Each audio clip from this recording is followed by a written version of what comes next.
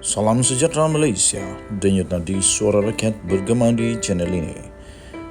Jangan lupa tekan butang subscribe, like dan share. Malaysia kita punya, cintai Malaysiaku, kita jaga kita.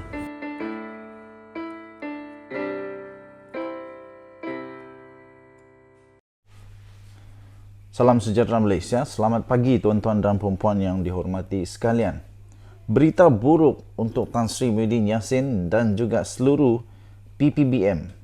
Ternyata di dalam PPBM memang ada masalah dalam banyak perkara lah.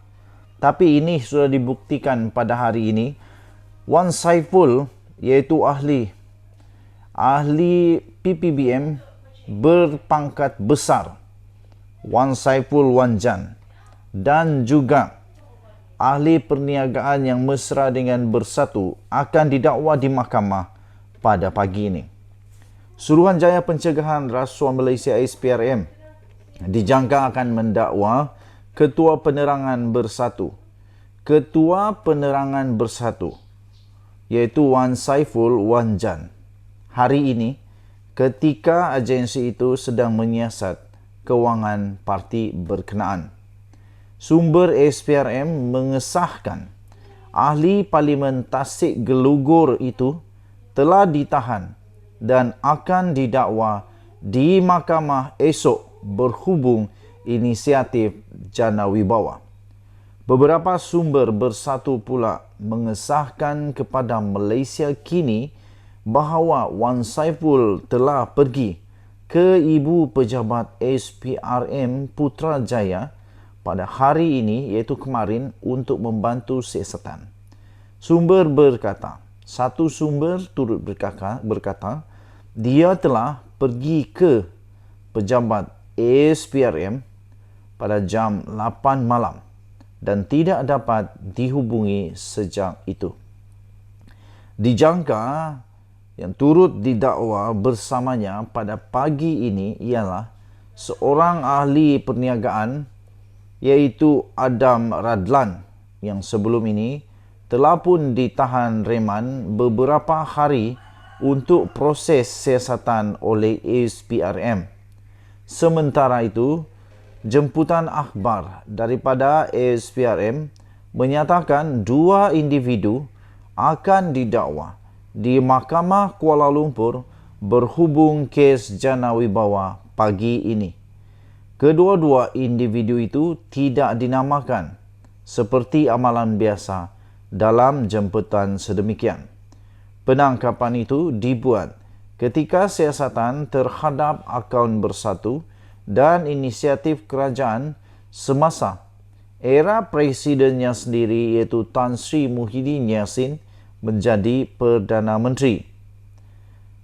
SPRM telah pun membekukan akaun bank Bersatu dan menyoal Muhyiddin pada 16 Februari yang lalu selama beberapa jam berhubung Jana Wibawa.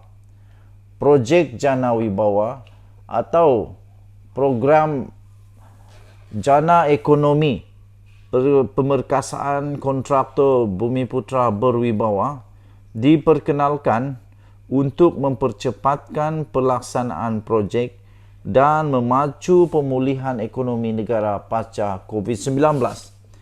Ia juga turut bertujuan untuk meningkatkan kemampuan kontraktor Bumiputra untuk membantu mereka menjadi lebih berdaya tahan dan berdaya saing.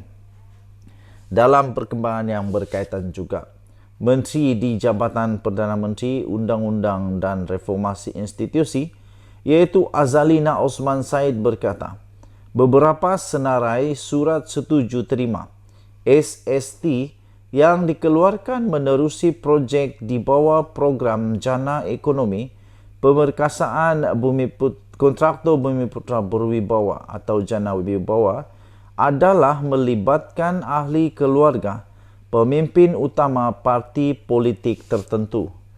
Bagaimanapun menurut beliau, Suruhanjaya Pencegahan Rasuah Malaysia SPRM setakat ini belum dapat mengenal pasti nilai sebenar projek itu. Beliau berkata SPRM telah menjalankan siasatan terhadap isu berkaitan tender runding terus. Antaranya adalah projek di bawah Jana Wibawa yang melibatkan projek pembangunan dan infrastruktur. Katanya sebanyak 56 projek telah mendapat surat setuju terima dan keseluruhan projek tersebut bernilai kira-kira 6.3 bilion. Katanya menerusi satu jawapan di Parlimen hari ini kepada pertanyaan ahli Parlimen Bagan Lim Guan Eng yang bertanyakan berapa banyak projek yang terlibat dalam salah guna kuasa dan apakah nilai projek tersebut. Kita jumpa lagi. Bye-bye. Salam sejahtera Malaysia, denyut nadi suara rakyat bergema di channel ini. Tuan-tuan dan puan-puan yang dihormati sekalian, saya ingin berkongsi satu suara daripada video daripada Mariam Mokhtar. Kita boleh dengar bersama-sama. Semalam, meneliti tindakan undang-undang terhadap tuduhan yang telah dilemparkan kepadanya. Dia kecewa yang terlalu banyak fitnah dia katalah terhadapnya, dan ia kata yang ia sudah 50 tahun dalam kerajaan dan tiada kes tuduhan rasuah terhadapnya. Dia kata juga yang ia tiada salah guna kuasa, dan ia tanya mengapa sesiapa pun tak reportnya semasa ia timbalan Perdana Menteri. Kan masa dulu Dr. Mahathir Mohamad kata Melayu mudah lupa. Okey, itu rakaman suara daripada Mariam Mokhtar. Persoalan sekarang ini yang saya ingin bangkitkan ialah tentang dakwaan daripada Tan Sri Mahyadin Mat Yassin yang dia kata selama 50 tahun dia berada di dalam kerajaan, dia adalah seorang yang bersih, suci, murni, tak bercelah. Dan dia kata dia juga turut mengungkit bagaimana Anwar Ibrahim pernah menjadi banduan kerana salah guna kuasa dan macam-macam lagi. Tapi Tan Sri Muhyiddin Yassin lupa bahawa di dalam, tapi sebelum itu saya ingin tanya kamulah, pendapat kamu, benarkah di Malaysia ini ada ahli politik yang bersih? Benarkah di dalam Malaysia ini ada ahli politik yang betul-betul tak pernah salah guna kuasa? Mungkin ada, bagus. Saya yakin ada, bagus. Tapi sah ada juga yang memang confirm salah guna kuasa. Contohnya Najib Razak yang sudah dipenjara. Okey, jadi tuan-tuan dan puan-puan, Mahyadin Mat Yassin lupa agaknya dalam satu peribahasa yang selalu terkenal, iaitu dia kata begini, tak penting bagaimana engkau memulakan, tapi yang penting bagaimana engkau tamatkan. 50 tahun punya usaha dengan baik boleh terjejas hanya kerana kerakusan beberapa belas bulan sahaja. Tuan-tuan dan puan-puan yang dihormati sekalian, mungkinkah ini persoalan? Mungkinkah Tan Sri Mahyadin Mat Yassin sangat terdesak ketika beliau menjadi Perdana Menteri kerana dia tahu setiap hari dia dalam keadaan stres kerana cuba mempertahankan kedudukannya sebagai Perdana Menteri. Dan dia pun sebenarnya sedar bahawa dia tidak akan bertahan lama sebagai Perdana Menteri. Dan dia pun sedar bahawa politik Malaysia pada ketika itu bila-bila masa akan berlaku PRU15. Dan dia pun sedar bahawa PPBM bersatu, Perikatan Nasional, bukan satu parti politik yang cukup kuat kerana tidak ada yang namanya akar umbi yang kuat. Dan pada ketika itu parti itu masih terlalu muda. Jadi saya pikir keuangan pun tak banyak. Jadi mungkinkah kerana itu terdesak dan ini terdesak dan sebagainya, maka dia tersilap langkah.